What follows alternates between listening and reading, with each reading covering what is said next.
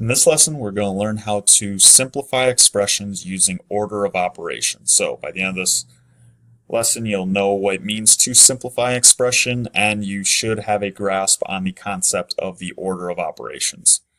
Now, I don't want to put any pressure on anybody, but this lesson is possibly one of the most important lessons in algebra, as order of operations is something that will follow you no matter how high a level of math you do. I was still using this concept in college when I was taking calculus, probability and statistics, linear algebra, differential equations.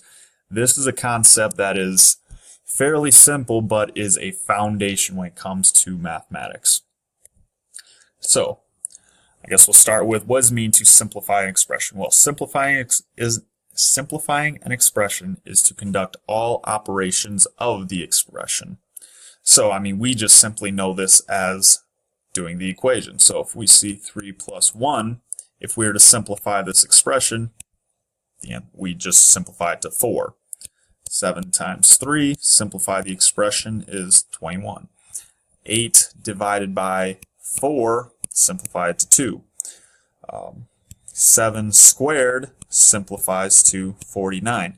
So this is what it means to simplify an expression, to conduct all operations. So it's fairly simple when we're just using a single symbol at a time. But what happens if we have 3 times 7 squared plus 4 divided by 2? How would you simplify something like this? Do we just go left to right? Do we do certain things before the others?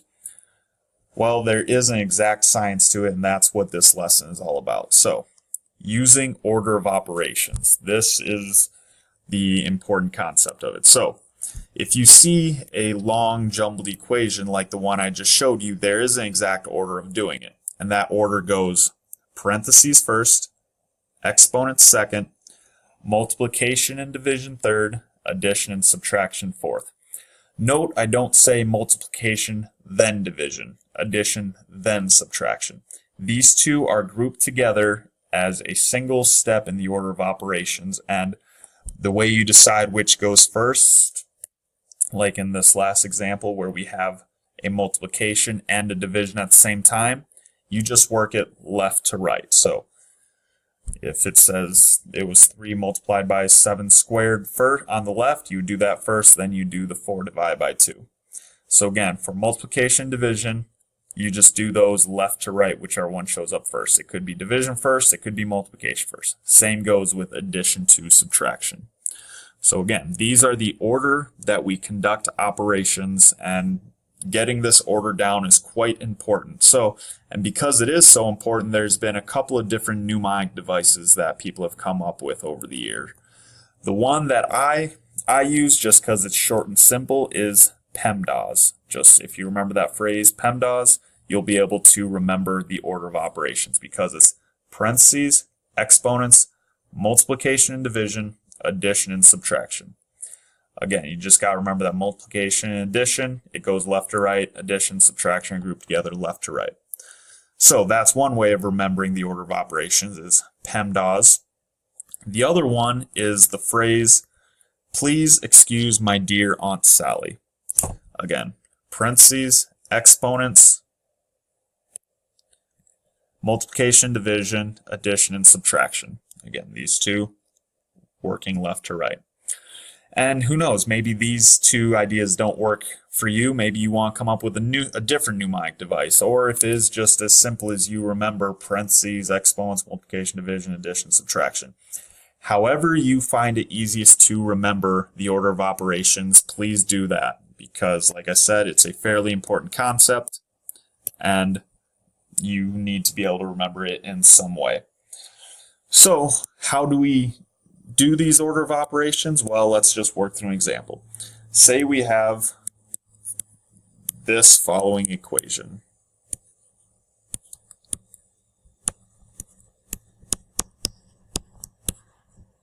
And I told you to simplify this expression. Again, this looks like a very jumbled mess, but if we follow the order of operations, no matter who is doing this problem, no matter if it's you speak different languages, or no matter the case, where you're from, since everybody follows the same order of operations, everybody should get the exact same answer to this same kind of jumbled algebraic mess.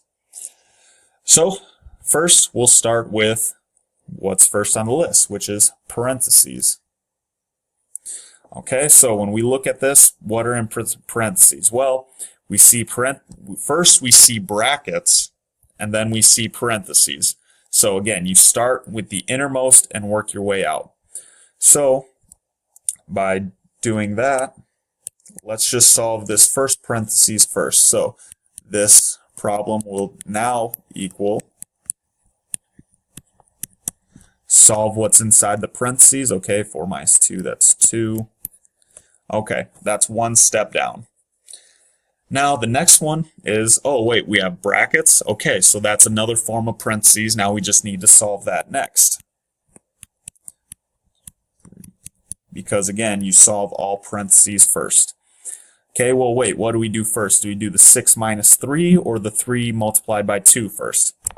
Well, because it's inside the parentheses, we're going to solve that first, and we know that addition and subtraction comes after multiplication and division. So we're going to solve the 3 times 2 first. So this would be 6 minus 3 times 2 is 6. Okay. Now next, okay, we still have brackets, so let's solve that first. Now what is 6 minus 6? Well, that equals 0. All right, so we've gotten rid of all of the parentheses and brackets. So now we can move on to the next step, which, what is it? Well, PEMDAS. P is parentheses, E, exponents. Okay, let's solve all of the exponents in this problem. So the only exponent we have is 2 raised to the 3. Well, that's 2 times 2 times 2. Well, that is 8 plus 3 multiplied by 0. Okay, so we've crossed off our parentheses. We've gotten rid of our exponents. Well, what's next? Multiplication and division is next. Okay, well, we only have one operation here, multiplication, which is 3 times 0.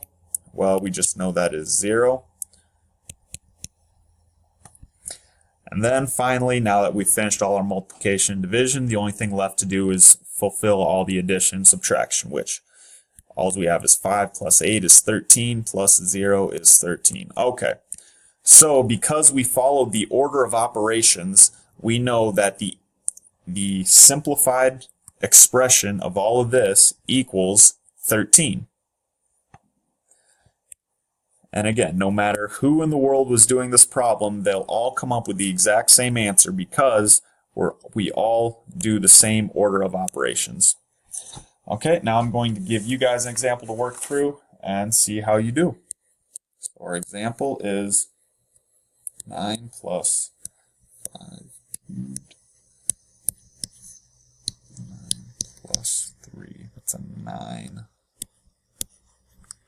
All right, I'll give you some time to work through this on your own. Okay, let's go through this problem. So, what's first? Again, we do parentheses. So, we write everything else out as the same.